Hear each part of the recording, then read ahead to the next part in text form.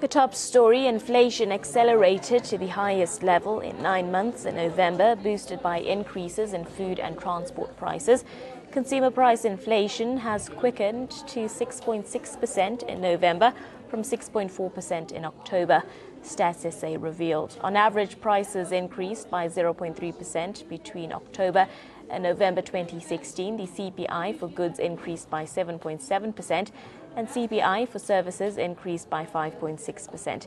Food and non-alcoholic beverages contributed 0.1 of a percentage point.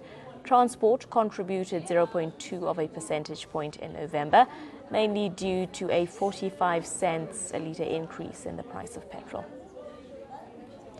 Well, now joining us on the phone line is Ernest Janovsky, ABSA Senior Agricultural Economist. Good afternoon to you, and thank you for joining us here on ANN7. What do we owe this acceleration to, would you say?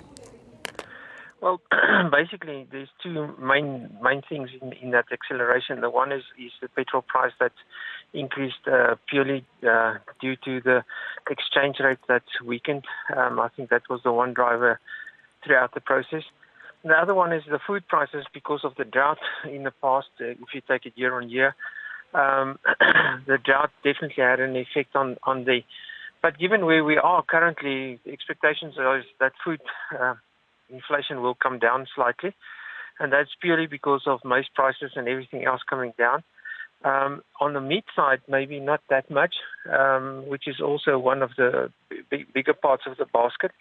But it's mainly, if you really look at inflation, it's administrative costs on the one side of it, with petrol and everything else, and energy. And the other side, it is food inflation that was driving it.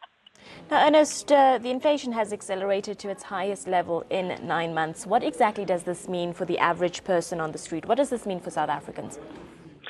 Well, for the South African, it means that if your salary is not increasing, you are actually poorer off and your living cost is increased substantially.